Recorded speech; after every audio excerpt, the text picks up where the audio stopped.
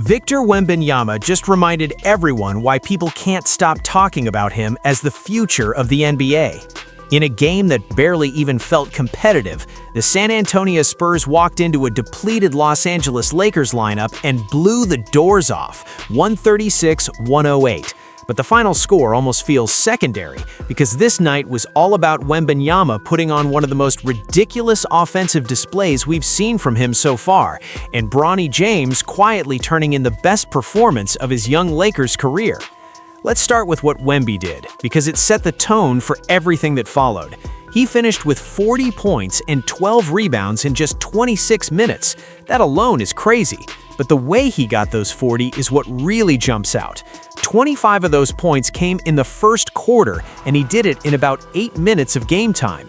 At one point, he scored 17 straight points for the Spurs. That's not a hot streak, that's pure domination. He was almost perfect in that opening avalanche. He hit 8 of his 9 shots from the field and went 3 for 4 from beyond the arc. Remember, this is a 7'4" player pulling up from 3 and knocking them down like a guard, then turning around and punishing mismatches in the paint. When someone with that size, length, and skill gets rolling like that, there really isn't a defensive scheme that can completely solve it. The Lakers felt that early. By the end of the first quarter, San Antonio was up 47-30. That's a 17-point gap before the Lakers even had a chance to settle into the game. And it didn't stop there. The Spurs kept piling it on in the second quarter, and by halftime, they led 84-55. That 84-point half wasn't just impressive for San Antonio, it was historic in the worst way for Los Angeles. It's the most points the Lakers have ever given up in a single half. That's how overwhelming the Spurs' offense was, and Wembanyama was at the center of it. The dominance was so lopsided that Wemby never even had to come back in after halftime. He sat the entire third quarter. San Antonio pushed the lead all the way up to 41 points, going up 115-74 late in the third. At that point, the job was done. The fourth quarter was essentially extended garbage time, with the Lakers trimming the margin a bit to make the final 136-108, but the game was long over. What makes Wembanyama's performance even more impressive is how relaxed he looked doing it. He wasn't forcing wild shots or playing hero ball. He picked his spots, used his length, shot over smaller defenders, stepped out to the perimeter with confidence, and punished every single mismatch they gave him. Defending him already feels like an impossible assignment, and that was before he dropped 25 in 8 minutes. And that's where Bronny James comes into the picture. Bronny actually found himself in the middle of that impossible assignment for stretches of the game. Afterward, he admitted what everyone could see. Trying to guard Victor Wembanyama is something completely different. Bronny pointed out that he's one of the smallest players on the floor, and he's being asked to defend literally the tallest player in the NBA. That's not just a mismatch, that's a physics problem. But he said he embraced the challenge, that he was up for it, and to his credit, he didn't back down even once. For a rookie guard, that kind of experience is huge, and on top of that, this was the night where Bronny turned in his most complete outing of the season.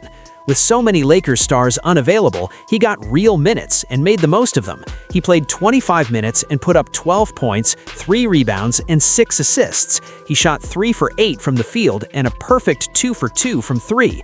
Those might not sound like earth-shattering numbers in a vacuum, but for Bronny, they stand out for a couple of reasons. First, the opportunity itself was different. Up to this point in the season, he's been used in small bursts. Through 27 games played, he's been averaging 1.9 points, 0.4 rebounds, and 1.1 assists in just 6.8 minutes per game. That's end-of-rotation spot minute territory, where it's hard to find rhythm or impact the game much. Against the Spurs, for the first time, he got extended run, real touches, and the green light to actually run some offense. You can see the difference. He looked more comfortable handling the ball, more confident stepping into shots, and more aware of when to create for others instead of forcing his own offense. 6 assists tell you he wasn't just hunting his shot, he was reading the floor and making the right pass. In a season where most of the national talk around Bronny has been about his last name and expectations, this game was a reminder that he's still developing and learning the league like any other rookie. Of course, the reason he had so much playing time goes back to how short-handed the Lakers were. JJ Redick had to coach this game without a huge chunk of their core. LeBron James didn't play due to a foot issue, Luka Doncic was out with a hamstring injury, Austin Reeves sat with the team managing his minutes carefully after he recently returned from a calf problem. On top of that, the Lakers were also missing Marcus Smart and DeAndre Ayton. That's a massive amount of production, experience, and stability sitting on the bench in street clothes. Because of that, the Lakers' starting lineup looked more like something you'd see in preseason or the final game of the regular season when teams are resting everyone. The opening five were Jake LaRavia, Rui Hachimura, Jackson Hayes, Luke Kennard, and Kobe Buffkin. On paper, that group was always going to be up against it, facing a San Antonio team playing like one of the best squads in the Western Conference and solidifying their spot near the top heading into the All-Star break. Luke Kennard, one of the newest additions to this version of the Lakers, ended up as the team's leading scorer on the night, with 14 points. He shared that honor with Drew Timme, who also had 14 coming off the bench. Timme is on a two-way deal with the South Bay Lakers in the G League, so for him, these kinds of games are big chances to prove he belongs in the regular rotation when the roster is fully healthy. But even with those individual bright spots, this game was always going to be a struggle. That starting five simply didn't have the firepower or defensive cohesion to keep up with a confident San Antonio team led by a superstar in full flow. And it wasn't just Wembanyama making noise for San Antonio. The young supporting cast had their moments too. Rookie Carter Bryant chipped in 16 points, showing flashes of why the Spurs are so excited about him as a long-term piece. Dylan Harper added 15, giving them another perimeter scoring threat in energy boost. When the role players are producing like that behind a 40-point night from your franchise cornerstone, you're gonna blow some teams out. There was one scary moment for San Antonio, though. Stephon Castle had to leave the game after a nasty fall.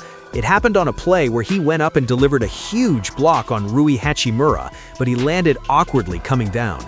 Those are the kinds of plays that make everyone hold their breath, because you never want to see a talented rookie deal with a major injury just as they're starting to find their feet in the league.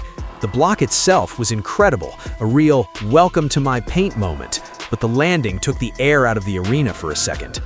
The bigger picture here is how this game reflects where both franchises are right now. For the Spurs, this is exactly what they want to see. Wembanyama playing like a franchise superstar, the young core stepping in and contributing, and the team stacking wins as they sit near the top of the Western Conference.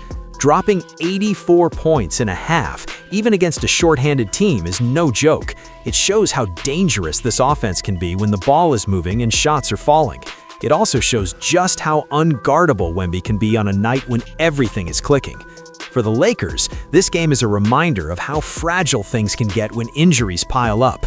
A rotation built around LeBron James, Luka Doncic, Austin Reeves, Marcus Smart, and DeAndre Ayton is obviously going to look completely different. With all of them out, JJ Redick was more or less forced to treat this like an evaluation night for the younger guys and newer pieces. In that sense, seeing Bronny James step up and have his best game of the season is a real positive. The other angle people are going to keep talking about is the visual of Bronny trying to defend Wembanyama. On paper, it's a mismatch. In real time, it actually says a lot about Bronny's mentality. He didn't shy away from it. Small guards usually get switched away from huge matchups like that, but he took the challenge. And afterward, he was honest. This is a unique assignment. You're dealing with someone 8, 9, 10 inches taller than you, with arms that seem to stretch forever, who can shoot threes, put the ball on the floor, and finish over the top. That's the kind of experience that helps a young guard figure out how to survive defensively in a league full of matchup nightmares. If you zoom out, this game feels like a snapshot of where the NBA is headed. On one side, Victor Wembanyama, already playing like one of the best players in the Western Conference, putting up historic numbers in limited minutes and making it look almost casual. On the other, Bronny James, still in the very early phase of his development, finally getting a real chance to show what he can do in extended minutes and proving that there's more to his game than just his last name. The Lakers will move on from this one and hope to get their stars back healthy. When LeBron James returns from that foot issue, when Luka Doncic's hamstring heals, when Austin Reeves is fully past his calf concerns, this will look like a very different team. Marcus Smart and DeAndre Ayton getting back on the floor will only add more toughness and structure. But this blowout against the Spurs, and especially the performances from Wembanyama and Bronny, is going to stick in people's minds. For Spurs fans, this is the kind of game you talk about as part of Wemby's eventual highlight reel. Remember that night against the Lakers when he dropped 25 in the first quarter and didn't even need to play after halftime? Those are the games that build a superstar's mythology. For Lakers fans, this might be remembered less for the final score and more as the night Bronny finally had a chance to breathe a little, run the offense, and show he belongs on an NBA floor. 12 points, 6 assists, and solid minutes against one of the league's rising juggernauts is something he can build from. So now the questions are pretty simple. How high is Victor Wembanyama's ceiling if he's already doing this kind of damage in such limited time? Is this the kind of game that solidifies him as a top MVP candidate in the near future if the Spurs keep winning? And from the Lakers side, does this performance earn Bronny a more consistent spot in the rotation when everyone is healthy again? Or does he go back to those short stints and spot minutes? Let me know what you think. Was this Wembanyama's most impressive game so far, or have you seen other nights from him that were even more dominant? And what's your takeaway from Bronny's performance? Do you see real long-term upside there, or is it still too early to tell? However you see it, one thing isn't up for debate. This was a statement night for Victor Wembanyama and a quietly important night for Bronny James, all wrapped inside one very lopsided Spurs.